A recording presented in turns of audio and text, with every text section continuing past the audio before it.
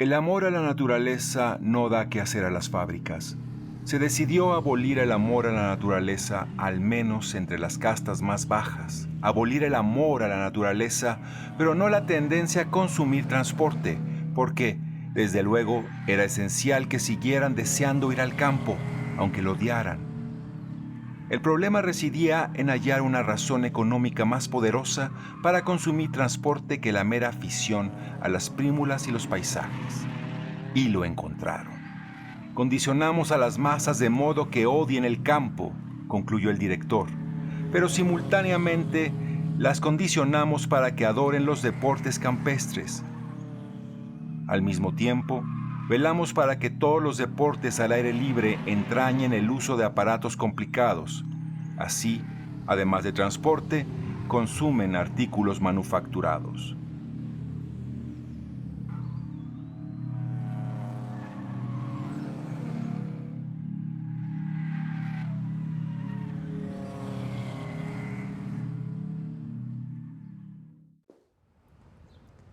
Estamos en Londres y el año es el año 2540 DF.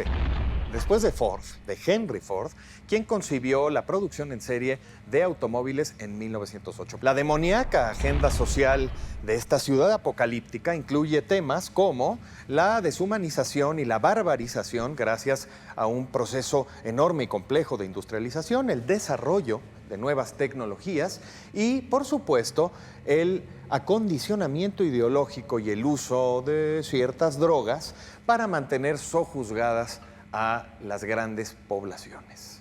¿Les suena conocido? Aquella Londres fue concebida por Aldous Huxley para escenificar una de sus obras más emblemáticas, Un Mundo Feliz.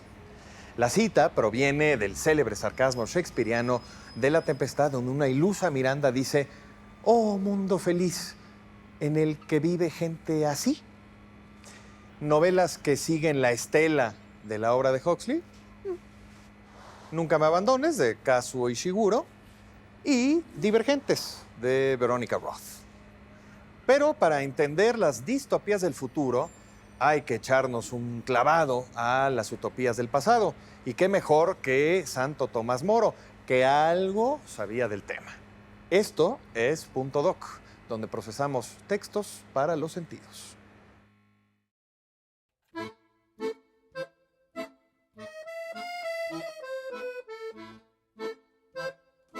¿Puede haber una sociedad mejor que esta en la que nos ha tocado vivir? Este año celebramos el 5º centenario no de la mejor civilización que haya existido jamás, sino de la mejor civilización que jamás ha existido. La Utopía, una isla del mundo nuevo, publicada por el filósofo y caballero Tomás Moro en el año 1516. No debe sorprendernos que Moro describió esta isla ficticia como una especie de radiografía positiva de su propia isla natal, Gran Bretaña, cuya monarquía en el siglo XVI era bastante criticable, desde luego.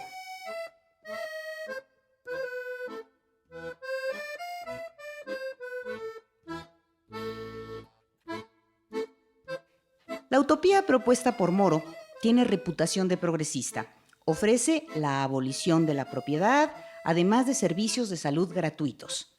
Pero una lectura más cuidadosa revela otros aspectos que no resultan tan maravillosos. Por ejemplo, cada hogar debe mantener a 2 esclavos, los cuales llevan una oreja mochada. Para identificarlos mejor, el autor nos asegura. Por otro lado, con tal de fomentar el buen comportamiento, los habitantes deben saberse vigilados en cada momento. Hoy día, aspectos que Moro veía como positivos, tales como el trabajo forzado o la hipervigilancia, pueden parecernos más distópicos que utópicos. Ese oscuro futuro inminente que se perfila bajo la máscara de nuestra civilización, misma que esconde sus más incómodas realidades. El proceso de 1925 fue una novela inconclusa escrita por Franz Kafka y rescatada del fuego y del olvido y del horror de la historia gracias a su querido amigo Max Brod. Max Brod, quien huyó con la maleta llena de manuscritos de Kafka, cruzando la frontera de Checoslovaquia 5 minutos antes de que los nazis cerraran esa frontera. En un conocido litigio, la secretaria de Brod, Esther Hoffe, remató el manuscrito ni más ni menos que en $2 millones. La subasta del manuscrito fue motivo de un acalorado juicio. Ninguno, sin embargo, más dramático que el que sufriera K, el personaje central del proceso, en cuyas primeras y ominosas líneas Kafka nos dice: alguien debió de haber calumniado a Joseph K., porque sin haber hecho nada malo, una mañana fue detenido. En el proceso, los personajes hablan mucho de tener que recurrir al servicio de numerosos abogados con tal de sortear las cortes bizantinas que asolan la ciudad de Praga. Kafka no era ningún ignorante de los procesos y las maquinarias judiciales. Fue estudiante de Derecho y en la Escuela de Derecho conoció ni más ni menos que al propio Brod. Nosotros hemos decidido encargarles a los estudiantes de la Facultad de Derecho de la UNAM una tarea vaya que compleja: defender a Joseph K. del enorme, terrible y espeluznante proceso que se le viene en su contra. Vamos a ver las estrategias que seguirán estos estudiantes para defender al acusado K.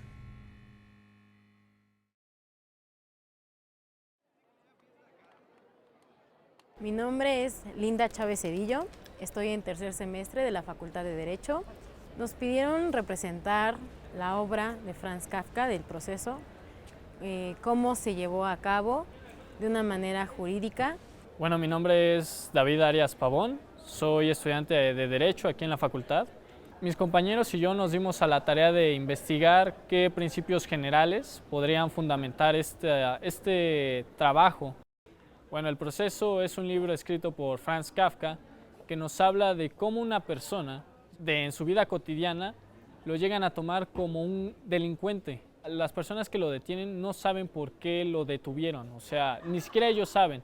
Este señor que se llama Joseph K. trabaja en un banco, es economista. Entonces se da la tarea de pensar qué ha hecho mal dentro del banco, si ha delinquido en cuanto a robo de dinero, lavado de dinero, todas estas cuestiones.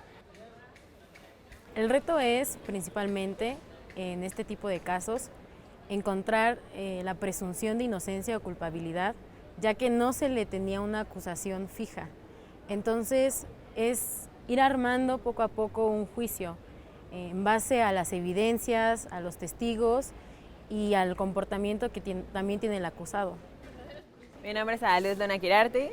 Mi papel en este juicio es la parte del MP, soy la parte acusadora. Pues ya hemos ido haciendo la investigación, nos intentamos basar en principios generales para no hacerlo de acuerdo a un país, ¿no? Defender al culpable, que es como lo principal, que se cometa el debido proceso. Estuvimos investigando de la época, no había lo que ahora es el MP, entonces cambiar esas cosas, irlas acoplando a lo que son principios generales, ¿no? Para no equivocarnos en nada específico. Yo me llamo Jimena Yáñez Rivera. Yo interpreto a la juez que lleva el proceso y yo creo que va a ser un poco complicado porque apenas estoy en tercer semestre y ser un juez pues, o sea, implica muchísimas cosas para estudiar, para aprender y pues interpretarlo y más o menos llevar un diálogo de eso va a ser un poco difícil. Mi nombre es Alison, voy en tercer semestre. Este trabajo es un reto ya que soy la parte acusadora. Es difícil porque K es una persona que no cometió un delito, entonces no se le puede juzgar como tal. Yo soy la parte defensora, tendría que fomentar cómo puedo salvar de prisión a este imputado y pues básicamente la averiguación previa también la tuvimos que revisar dentro de las líneas de este libro y pues básicamente eso, investigar y tratar de trabajar en la sala de juicios orales.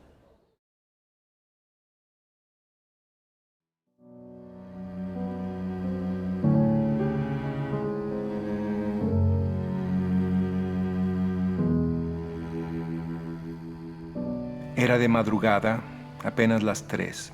No había ninguna luz en las casas de la vecindad. La ventana de mi cuarto de trabajo era la única iluminada. Hacía frío, pero a veces me gusta trabajar con la ventana abierta. Mirar las estrellas descansa y apacigua el ánimo como si uno escuchara una melodía muy vieja y muy querida. El único rumor que turbaba el silencio era el leve rozar de la pluma sobre el papel. De pronto, de pronto un crujido en la silla enfrente mío, la silla que siempre ocupan los que vienen a charlar conmigo.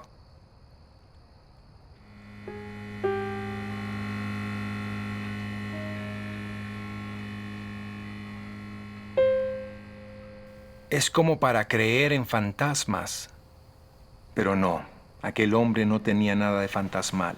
Aquellas manos de piel algo rugosa con las venas netamente marcadas eran bien reales, bien de este mundo. Alcé los ojos y mi mirada encontró la suya. Apartó los ojos y por un momento miró los muebles. ¿Quién eres tú? No es fácil de contestar esa pregunta. Podría darte centenares de nombres y no te mentiría. Todos han sido míos, pero quizá el que te resulte más comprensible sea el que me puso una especie de filósofo de fines del siglo XXI, el Eternauta. Para explicar, en una sola palabra, mi condición de navegante del tiempo, de viajero de la eternidad, mi triste y desolada condición de peregrino de los siglos. Me darás un lugar, ¿verdad? No necesito otra cosa que un rincón para reponerme, porque estoy cansado, terriblemente cansado, y necesito descansar para poder seguir buscando. Porque eso es lo que hago, siempre buscar, buscar, buscar.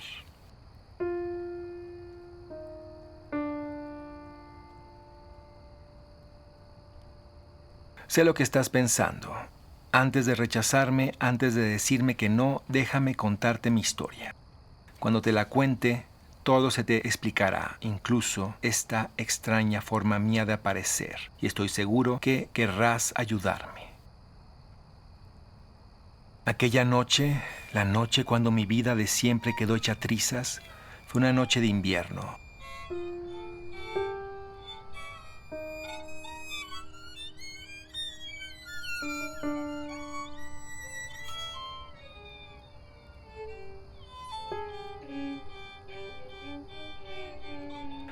No nos rodeaba el océano, pero sí la muerte.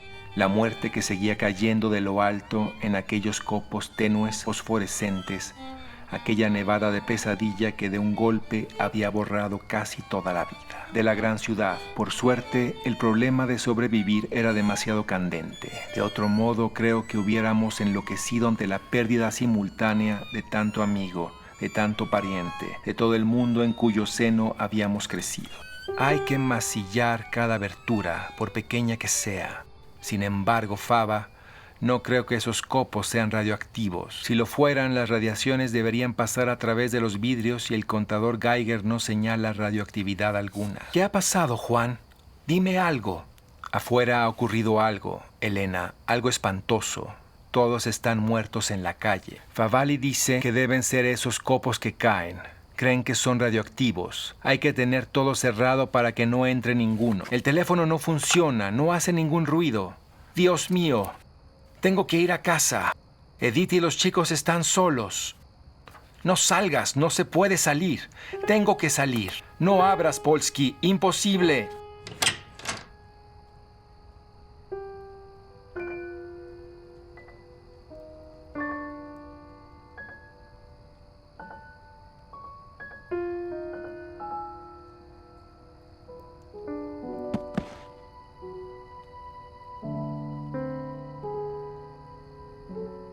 Allí quedó mi amigo Polsky, inmóvil, un cuerpo más entre todos los que habían sucumbido bajo aquella mortal nevada. No hacían aún 10 minutos desde cuando jugábamos al truco.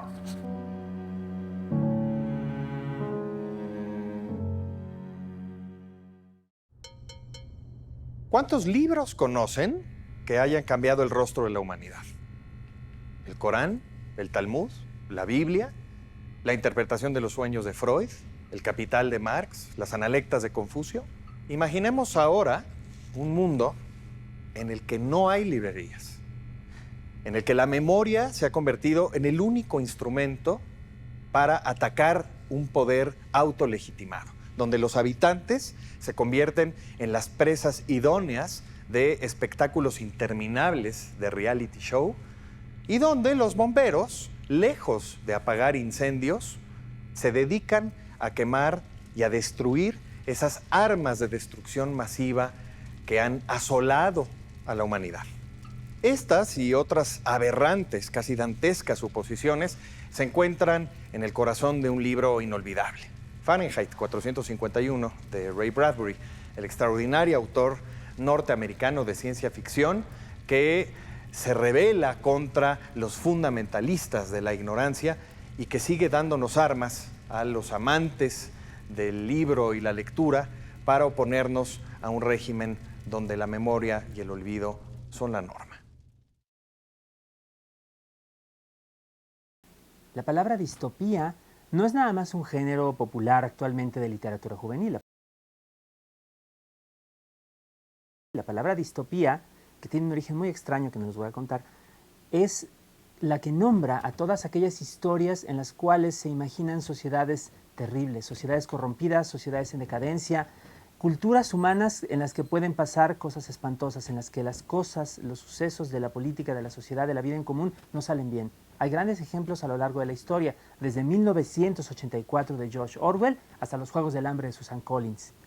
Lo interesante, creo yo, es que no es este un momento en el cual nos podemos preguntar si de veras va a llegar a ocurrir alguna de estas sociedades tremendas o alguna de estas catástrofes que les dan origen a las distopías. Más bien hay que mirar por la ventana y hay que preguntarnos cuándo y hay que preguntarnos cómo. Miren ustedes lo que ocurre en el mundo, miren ustedes lo que ocurre en México y preguntémonos, ¿no estamos llegando ya a una distopía? Yo sí me preocupo.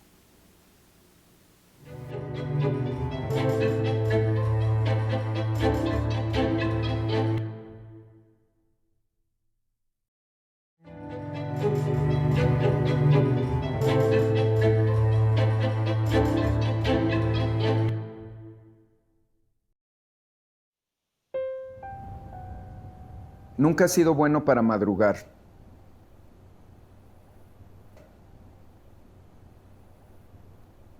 Dormir lo suficiente y levantarme fresco es lo primero que determina mi día de trabajo.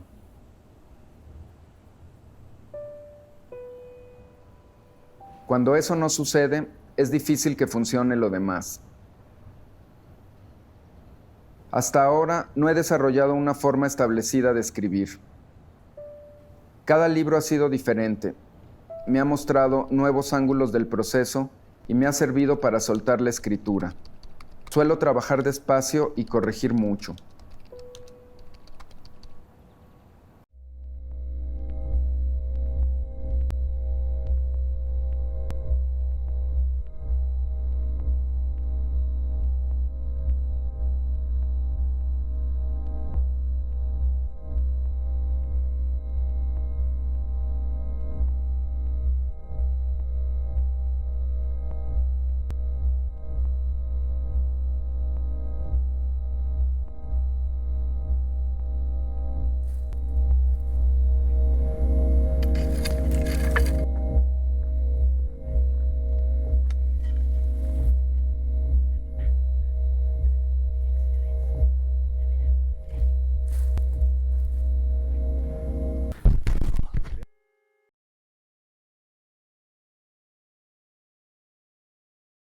Escribir siempre ha implicado para mí un amplio margen de incertidumbre, y esa incertidumbre genera ansiedad.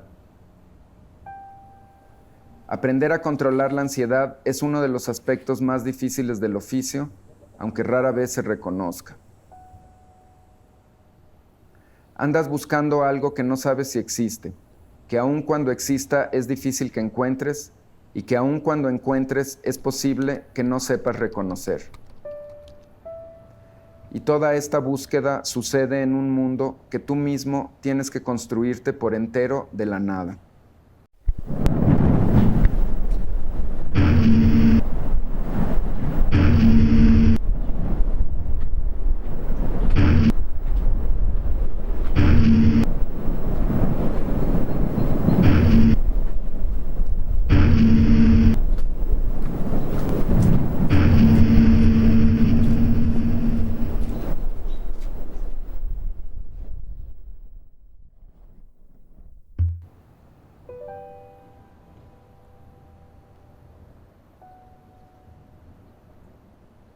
Cuando estás metido en una idea, no dejas de pensar en ella. En esa medida, te la pasas escribiendo aunque no escribas. Muchas cosas se resuelven lejos del teclado, cuando menos lo esperabas, de las formas que menos preveías.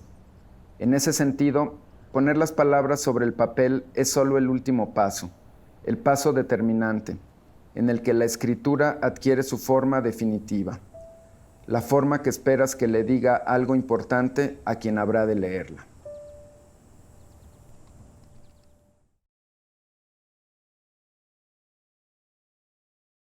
Luciano Concheiro, Luis Jorge Bone, bienvenidos. Luciano, tú que conoces y que sabes a profundidad de historia, pues es un terreno fértil para los datos y asuntos contrafactuales. La distopía podría parecer, en más de un sentido, casi una beta de la historia contrafactual, ¿no?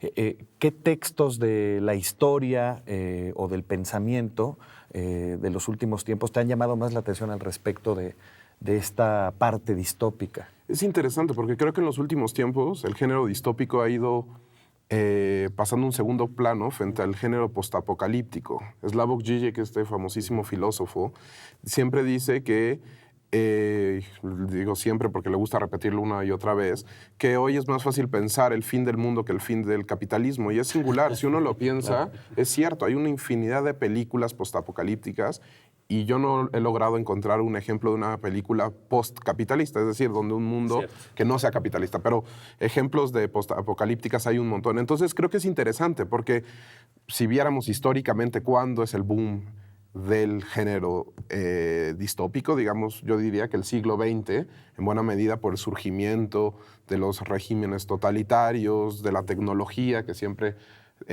causó resquemor entre los autores como lo que implicaba el control, etcétera, etcétera. Y hoy parecería que estamos girando hacia otro nuevo género, que es este postapocalíptico, en el que más bien creemos que el mundo se va a acabar. Y me parece que eso habla de visiones del tiempo muy distintas, ¿no? Por un lado, el de la modernidad, que aspiraba todavía a cambiar el rumbo de las cosas, es decir, bueno, por aquí va la tecnología controlándonos, etcétera, etcétera, la enajenación de los sujetos, pero podemos cambiar. Y ahora más bien parecería que no queda tan claro que podamos cambiar y más bien son escenarios totalmente catastróficos. Y yo creo que sobre todo también había dos posibilidades, por lo menos había el socialismo y el capitalismo. Entonces, por ejemplo, Orwell lo que hace en su novela es prevenir contra los excesos del comunismo, ¿no? Y decir, bueno, tenemos otra posibilidad, pero entonces ya desechamos el comunismo, tenemos solo una posibilidad, pues entonces o se cumple o se acaba, ¿no? No, claro, la distopía y la Guerra Fría generó una cantidad de alianzas absolutamente extraordinarias, ¿no? En ese sentido, lo que señala Luciano sobre el fin del capitalismo y de alguna manera las previsiones sobre el fin del comunismo daría lugar a territorios, civilizaciones e incluso a un occidente o la Eurasia, ¿no? Como se llama en otra novela distópica ya conocida, nos lleva a enfrentar un panorama mucho más complejo de geopolítica, donde finalmente todas las barreras se cancelan, ¿no? Y las identidades y las nacionalidades junto con ellas, ¿no? Sí, yo lo que creo es que más abajo de estas previsiones estaba un temor a perder la individualidad, porque incluso en la novela de Bradbury, en la novela de Orwell, en la novela de Huxley, Fahrenheit 1984 y Un Mundo Feliz, en todas se cancela o el arte o la creación, el lenguaje se aplana, el lenguaje se purga porque hay ciertas palabras, en 1984 hay ciertas palabras que no se pueden decir, y entonces si no se pueden decir, no pueden pensarse. Y si no se pueden pensar, no te puedes sentir mal, ¿no? Las que tienen contenidos simbólicos en particular, ¿no? O dobleces simbólicos. Exacto. Todo tiene que ser técnico, todo tiene que ser físico. Entonces, también en Fahrenheit de Bradbury, pues lo que hay es el peligro de que leamos y que nos sintamos tristes y que nos sintamos confrontados Entonces, mejor no leer, ¿no? Vamos a quemar los libros porque están malditos, porque ahí está la insatisfacción, pero en la insatisfacción también está el crecimiento, también está el cambio. Entonces, lo que hacen todas las distopías es decir, el ser humano no puede cambiar, ¿no? O sea, para ser feliz tiene que cancelar su posibilidad de cambio. Y en ese sentido de diagnóstico, Luciano, te pregunto, ¿la literatura distópica imita la realidad o, además de hacer el diagnóstico, hace una crítica, una higiene Yo lo que creo intelectual? Que más que imitarla o más que buscar describirla, busca funcionar como un dispositivo discursivo de cambio. Es decir, y eso ya lo mencionaba Luis Jorge, o sea, tiene un elemento siempre de resistencia política, ¿no? Funciona, creo yo, toda distopía con el afán de cambiar la realidad presente y de prevenir, digamos, una catástrofe en el futuro. Entonces siempre hay un elemento político que creo que no podemos obviar. Y lo interesante es esto que tú mencionabas, siempre son los escritores desde el lenguaje queriendo construir ese nuevo mundo, ¿no? Mejorar el mundo que tenemos. Entonces, es de alguna manera toda una visión romántica, que el lenguaje es la herramienta de cambio, o al menos la herramienta de resistencia, que no sé si hoy prevalece, ¿no? Que también sería algo a discutir bastante interesante. Sentado en un montón de escombros, espero a la mutante que será mi mujer. Mis pulmones son negros y mi aliento huele a carbón. El viento dispersa árboles calcinados. Alguien me arranca una costilla y la costilla se convierte en hollín. Hijo mío, me dice, ¿por qué me has abandonado? Y se aleja pisando cenizas radioactivas. Kafka, uno de esos pocos apellidos que en la historia de la literatura se han convertido casi naturalmente en adjetivos. Lo kafkiano. En La Metamorfosis, uno de los textos clave de la obra de este autor, Gregorio Samsa, un joven modelo de la burguesía praguense, un día se ve reducido, para sorpresa y estupor familiares, a una simple, llana y asquerosa cucaracha gigante. Pero este no es el único proceso aterrador que se sufre cuando leemos los libros de Kafka. Vamos a seguir la pista, vamos a ver en qué etapa se encuentra ese otro proceso, el de la defensa de Joseph K., a cargo de los estudiantes de la Facultad de Derecho de la UNAM. Bueno, primero que nada tenemos este interesante proyecto de empezar un juicio oral sobre Joseph K., aquí en el título El proceso. ¿Cómo lo describiríamos? Pues por lo que leí, era un hombre meditabundo, solitario, no tenía ninguna relación estrecha con ninguna mujer, no escribe nada acerca de su familia, tal vez por eso pudo haber cometido algo atroz, ¿no? Como harto de su vida rutinaria, de su trabajo en el banco, de no tener una pareja. Tenía como una vida muy vacía, ¿no? Como muy simple. Tú lo verías así, ¿no? Sí. Sí, o sea, una persona que no es motivado por nada, ¿no? Exacto. Inclusive Incluso en la vida social, con las relaciones que tenía con sus vecinos no eran muy buenas. Entonces, eso puede ser un factor psicológico, pero para que incurriera en un elemento extrapenal, o sea, que violara un deber de cuidado, no necesariamente un delito, sino que descuidara una parte de su vida. Pudo haber sido una parte omisa dentro del mismo libro que tal vez Franz Kafka no quiso escribir. Sin embargo, ahí está. Obviamente, bueno, tenemos este libro, pero ¿cómo empezaríamos el juicio? Acordémonos que en el libro no se habla de ningún delito en particular, ¿no? O sea, simplemente dicen que es culpable, simplemente por el hecho de serlo. Entonces, ¿cómo empezaríamos? Pero justamente al no hablar de alguno en específico, nos podemos agarrar de eso.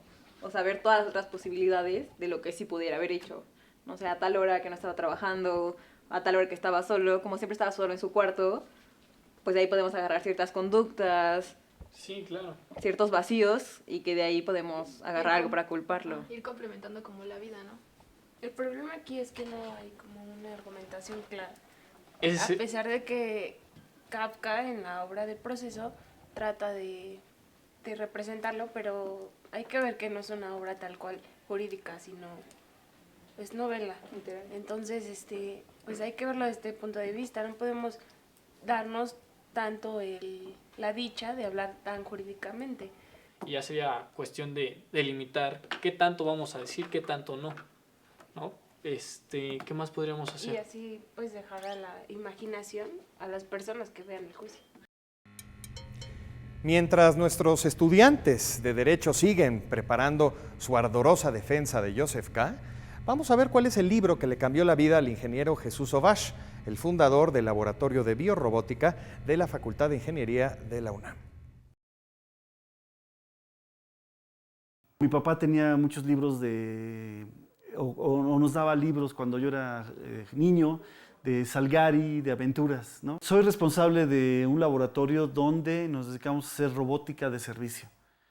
Tenemos diferentes tipos de robot, los cuales en un principio van a estar en una casa, oficinas, escuelas. Ingresé al Colegio de Ciencias y Humanidades y tuve la fortuna de contar con varios muy buenos maestros, los cuales me introdujeron a novelas que antes nunca había escuchado de ellos o autores. El primer autor que yo leí fue a Ray Bradbury con Crónicas Marcianas. En este libro tiene varios cuentos cortos de viajes que hacía el hombre a Marte. De esos cuentos resulta que en la Tierra pues, está en guerra y uno de ellos es en Los Ángeles. Hay una casa que está completamente automatizada. Esta casa, no sé, se despierta a las 7 de la mañana y le pregunta, señora Smith, dígame qué quiere que le haga de desayunar, y no hay respuesta. No hay respuesta porque todos están muertos. Hubo una bomba atómica que destruyó la ciudad y esa casi era la única casa que había quedado en pie. Exactamente una semana después teníamos que escoger la carrera. Yo iba a escoger Ingeniería Química y cuando vi eso, supe que en la Facultad de Ingeniería estaban abriendo la carrera de Ingeniería de Computación y escogí por esa razón la carrera de Ingeniería en Computación. Ese cuento realmente se puede decir que marcó mi vida para dedicarme a lo que me dedico actualmente. Y también hacemos lo que se llaman casas inteligentes, que están completamente automatizadas junto con robots.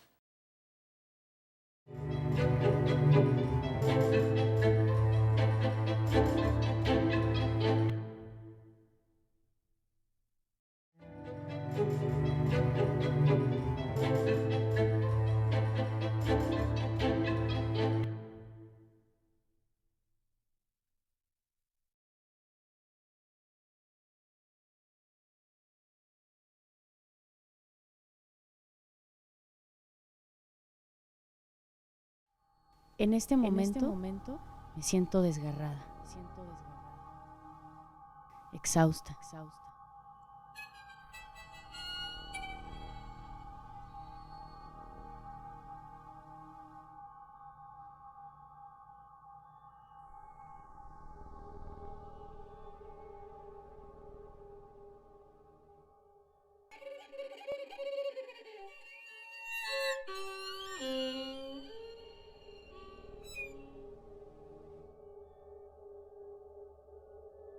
Debemos de ser como fardos de tela roja.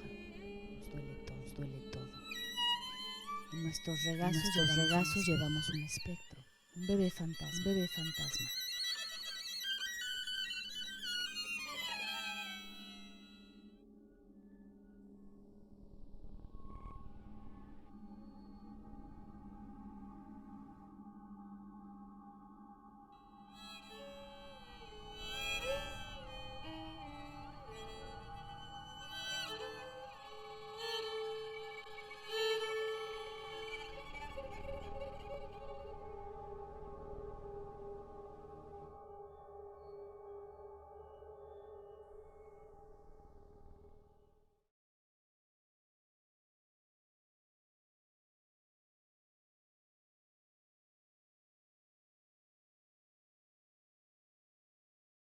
Luciano Concheiro, Luis Jorge Bone, para ti la literatura distópica es en el fondo, y quizá no tan en el fondo, sino también en la superficie impresa del libro, una defensa de los valores accidentados, humillados, aplastados, de una humanidad que se opone a los poderes fácticos, al sojuzgamiento, al sometimiento, Yo en el fondo creo que sí, eso es lo que construye la política, ¿no? Es la visión individual, pero abierta hacia el diálogo, hacia el intercambio, hacia lo dialéctico, pero no puede haber este diálogo, esta dualidad, no puede haber si aplastamos todo y entonces todos creemos lo que dice el Ministerio de la Verdad, ¿no? Como en 1984. El Ministerio de la Verdad que lo que hacía en realidad era corregir la historia, ¿no? Entonces, esto no sucedió, la rebeldía no sucede, la individualidad no sucede, el líder, el gran hermano no se equivoca nunca, está siempre presente. Hay un filósofo español, Marina, José Antonio Marina, que dice que los seres humanos, nuestra cultura, ¿no? Producimos cultura porque queremos estar al mismo tiempo tranquilos y exaltados, ¿no? Entonces queremos pasar de un estado a otro, ¿no? O sea, es un círculo, nuestra serie de emociones que alimentan nuestra vida y con lo que notamos, lo que nos interesa y lo que nos toca del mundo. Y aquí lo que hacen todas las distopías, lo que hace el gobierno, la religión, etcétera, es la misma tecnología y la economía, es decirte, yo no te quiero tan ensimismado en ti, ¿no? O sea, más bien te quiero siempre tranquilo para que puedas consumir, te quiero siempre tranquilo para que me puedas creer, te quiero siempre tranquilo para que nunca te rebeles. ¿Cuáles son los autores de literatura distópica que más los han influido? Aldous Huxley, a Un Mundo Feliz. Yo la leí siendo un adolescente casi y entre maravillado de las posibilidades de la imaginación, pero horrorizado de la sociedad en la que quizá en la imaginación de un escritor nos podíamos convertir. Entendía algunas cosas las presentía. Me parecía que la utopía y la distopía siempre se estaban tocando, ¿no? Una generaba siempre a la otra el tratar de imponer una idea de orden, ¿no? Una autoridad general, el aplastar la sensibilidad individual, desaparecer la familia, incluso aspirar a estar todo el mundo todo el tiempo felices, contentos, en paz. Era una idea terrible en el fondo, ¿no? Y eso era, a final de cuentas, lo que es Un Mundo Feliz. Y ya un poco más grande, Philip K. Dick, que es uno de los grandes exploradores y reinventores de todos los géneros o los subgéneros de la ciencia ficción. Hay una novela que yo ponderaría por encima de todas las demás de Philip K. Dick en este sentido, que es Los Tres Estigmas de Palmer Eldritch, donde se toca... Una novela bastante oscura, además poco conocida, ¿no? Sí, y en donde tienen el gran punto en contacto es de Philip K. Dick con El Mundo Feliz de Huxley, es que en las dos, como la gran piedra de toque de la sociedad, es una droga permitida. Y es una droga por si te empiezas a sentir triste, melancólico, te la tomas. Te quieres ir de vacaciones, te tomas una cantidad más grande, ¿no? Una dosis más grande. Entonces, la sociedad en realidad ha renunciado a tener voluntad a cambio de la paz, que es una cosa que siempre está, es un tema de mucha actualidad, creo yo. Luciano Concheiro. Ya que Luis Jorge mencionó, digamos, dos autores clásicos del género, yo quisiera mencionar un ejemplo más cercano, que es La Suma de los Ceros, de Eduardo Rabasa, un autor mexicano, joven, una novela publicada hace un par de años, y me parece importante porque sirve para entender algunos de los males de la sociedad mexicana contemporánea. Y yo creo que esa es una de las funciones básicas de la distopía, ¿no? Ahora que mencionas el ejemplo de la novela de Rabasa, quizá podríamos pensar en una obviedad dada, que escribir en México implica escribir sobre una realidad de por sí distópica, ¿no? Nos damos cuenta de que no hay tantos ejemplos de literatura distópica en nuestro país. Tú ya mencionaste la novela de Rabasa. ¿Alguno de ustedes pensaría en alguien más? Sí, una novela que se llama tal cual Distopía, de Leonardo da Jandra, publicada por Editorial Almadía.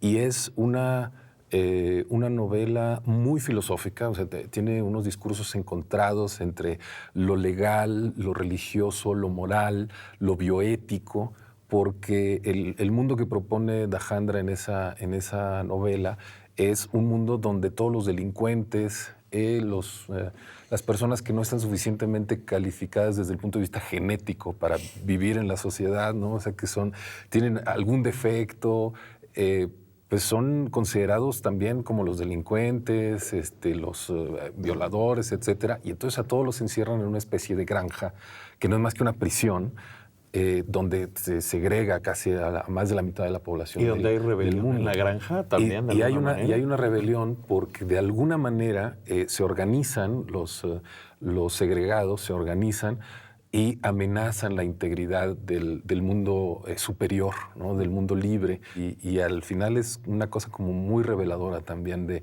hay callejones sin salida en los que vale la pena meterse o no, como especie. Luciano, decía Anthony Burgess en La Naranja Mecánica que él siempre preferiría que alguien tuviera la posibilidad de elegir el mal antes que se le impusiera el bien, ¿no? La literatura distópica sirve para conjurar los males de la sociedad y además de conjurarlos, digamos, los pone en una especie de mise en scène para después curar al propio lector de esas posibilidades, de esos escenarios tan temidos. Yo creo que lo interesante de la literatura distópica es que precisamente presenta esa posibilidad de libertad, esa posibilidad de cambio, es decir, las cosas pueden ser distintas, que ya es un elemento fundamental de la crítica y de la esperanza para el cambio, un mundo mejor. Que, por ejemplo, en el caso de la literatura postapocalíptica, la que hablábamos, no funciona, ¿no? Y eso tiene, yo creo, sería el rasgo distintivo en términos conceptuales de la distopía y en términos políticos, que siempre tiene un grado de imaginación crítica, es decir, siempre, y imaginación entendido en el más amplio sentido, siempre puedes pensar otro mundo radicalmente distinto. E insisto en la importancia de que sean los escritores quien lo haga, porque podrías decir que algunas obras clásicas de teoría política, como, no sé, El Capital de Marx, el Manifiesto del Partido Comunista, tienen un elemento de propuesta de un nuevo mundo, ¿no? Pero este es un mundo imaginario, siempre ficticio, el de las distopías, que sirve para repensar el mundo existente. Entonces ese juego entre imaginación y realidad, entre ficción y realidad, me parece a mí muy interesante y en ese punto de quiebre entre ambos es donde puede emerger un nuevo mundo. Pues gracias por ayudarnos a repensar este nuevo mundo, este valiente y cobarde mundo nuevo. ¿Por qué nos hemos quedado ciegos? No lo sé. Quizá algún día lleguemos a saber la razón. ¿Quieres que te diga lo que estoy pensando? Dime. Creo que no nos quedamos ciegos. Creo que estamos ciegos. Ciegos que ven. Ciegos que viendo no ven.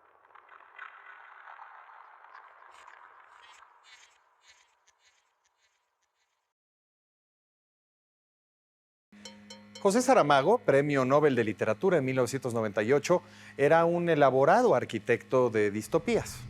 En Ensayo sobre la ceguera, retrata a un pueblo que sufre una rara epidemia que los deja sin vista. En La balsa de piedra, la península ibérica se desconecta y se parte del continente europeo. Mientras que en Intermitencias de la muerte, un pueblo deja de morir. Hablando de lo cual, veamos si nuestros estudiantes de Derecho logran que Joseph K. se salve también de morir, como lo ha hecho una y otra vez inolvidablemente en las páginas del libro de Franz Kafka. Después de mucho deliberar y revisar una y otra vez el texto, por fin tenemos un juicio. Hemos invitado a otros compañeros a que se sumen a este ejercicio sobre el juicio basado en la novela de Franz Kafka, El proceso. En este momento ya estamos en la sala de juicios orales en la Facultad de Derecho en la UNAM en CEU. Y los dejamos con esto. En 1914 se inició un juicio en mi contra. Esto después de que 2 personas llegaron a mi domicilio a arrestarme. Lo que ocurrió fue lo siguiente. Yo nunca supe el porqué de mi detención. En el momento del arresto, yo pregunté a las 2 personas qué era lo que estaba ocurriendo y por qué se me estaba arrestando de dicha manera. Las personas simplemente respondieron que no estaban autorizadas para dar explicaciones y que bastaba, por lo tanto, con que yo supiera que estaba arrestado. Como las personas no iban a darme el porqué de mi detención, yo tenía que encontrar las razones. Yo realmente no sabría decir cómo fue. Iba a entrar a la habitación para llevarle su desayuno como todas las mañanas, pero me detuve y abrí la puerta. Noté a 2 personas, un tanto agresivas y frías. Estuve unos segundos y me marché. La tarde que conversé con el señor K, se veía desesperado. Se frotaba las manos constantemente y su mirada divagaba por la habitación.